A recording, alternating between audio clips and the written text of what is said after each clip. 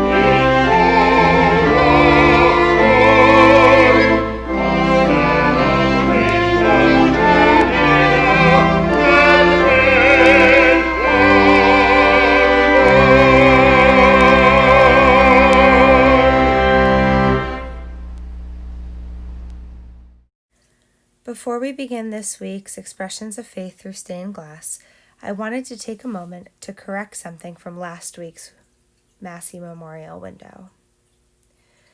The upper right figure is carrying a basket representing all of his belongings, which was written in the history of stained glass of our church. However, it was brought to my attention by Roger Yaden this week that the basket does not represent all of their belongings, but rather the bones of Joseph. So I decided to do some digging, and it turns out that Roger was right. In Genesis chapter 50, verse 25, Joseph made the Israelites swear, saying, "When God comes to you, you shall carry up my bones from here."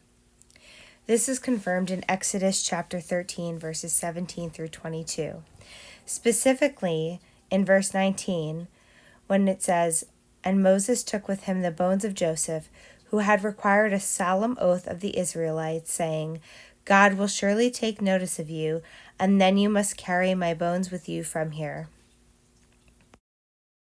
Thank you, Roger Yaden, for not only pointing this out, but helping us to correct our history for future generations. This morning's Expressions of Faith through Stained Glass features two windows of Isaiah. The Isaiah window was dedicated in 1953 in memory of Reverend Finis King Farr. The figure of the prophet Isaiah represents messianic hope.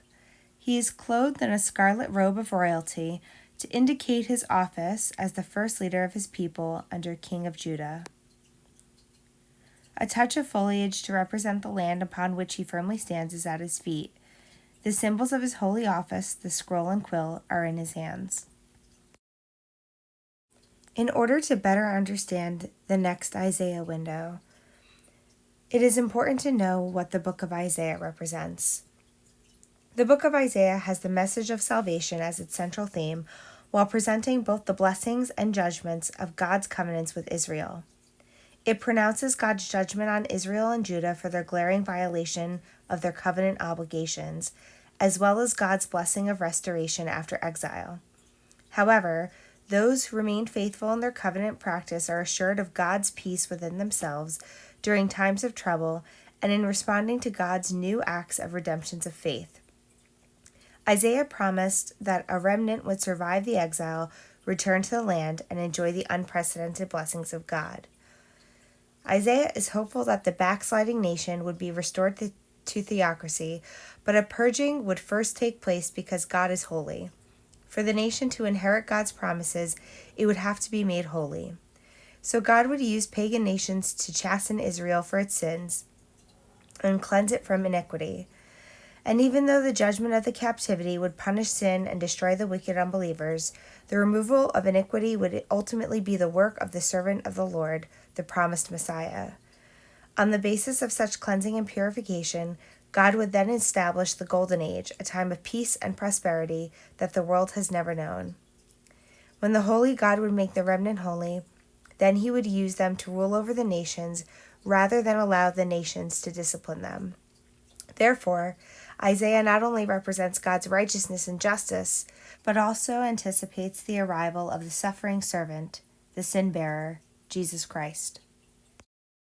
In this window on the left, Isaiah sees God on the throne, indicated by the cross on his left shoulder, to show the messianic message to come. The throne of God in his red robe filled the temple. In the center panel, Isaiah kneels at an altar. A seraphim flies from God with a burning coal and touches Isaiah's mouth to forgive his sins. The right panel, we see Isaiah ready to proclaim the birth and reign of the Prince of Peace. The Isaiah is the Cope Bloom Howenstein Memorial Window, dedicated sometime in the 1960s. In this morning's history of our church, we will continue around the sanctuary, looking at our Bible, the Bible stand, the lectern, and the baptismal font. The church's current chancel Bible was presented to First Presbyterian Church in honor of Dr. Howard J. Hanson's 35th ordination anniversary on September 24, 1989. I did not realize this until I was finishing editing the video, but when I went to the church to take pictures of the Bible, the book is open to Isaiah chapter 40, when the expressions of faith through stained glass are on the windows of Isaiah. This is truly a divine symbol from the Holy Spirit. The Bible normally rests on the communion table, but has been temporarily relocated in front of the lectern.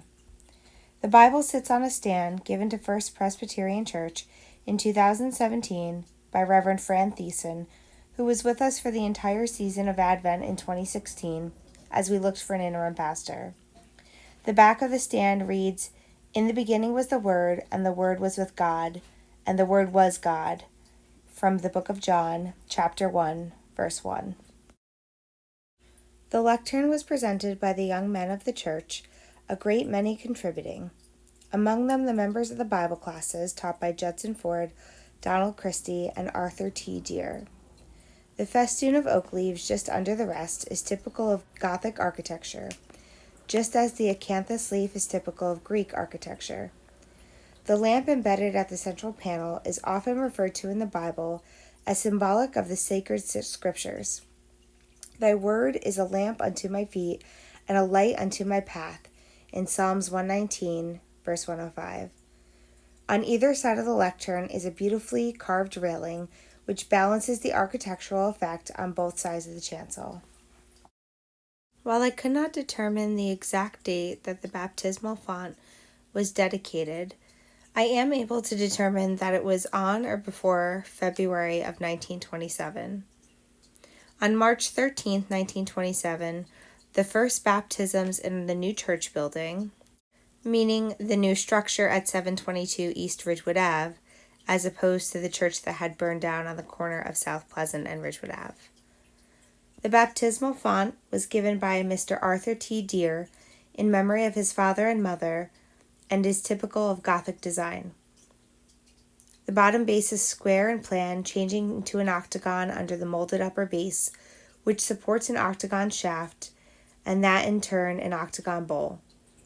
Into the face of the bowl is carved a rectangular panel bearing the letters IHC in relief. These are the first 3 letters in the Greek name for Jesus. The other 7 faces of the bowl are carved with panels in quatrefoil form, which is said to be symbolic of the 4 evangelists who carried the gospel to the 4 corners of the earth. The front is cut from real French constone, which is quarried near Caen, France. The constone is a sediment or deposit stone originally formed underwater and consists largely of the skeletons of animalcula. Carved directly into the stone at its base is this memorial inscription, "To the glory of God and in loving memory of Joseph Albert Deere, Catherine Barber Deere." You may recognize our musical offering from a few weeks ago when Christopher Vehmas and Linda Sweetman Waters were on organ and piano together. This is a recording of their practice.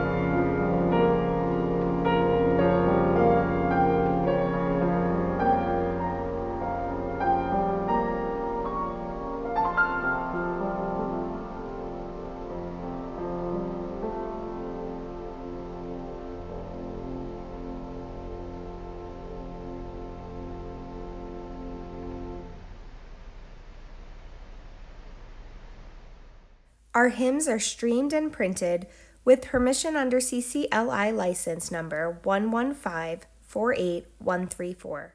This concludes our pre-worship moments, a worship and arts experience. We hope you enjoyed it.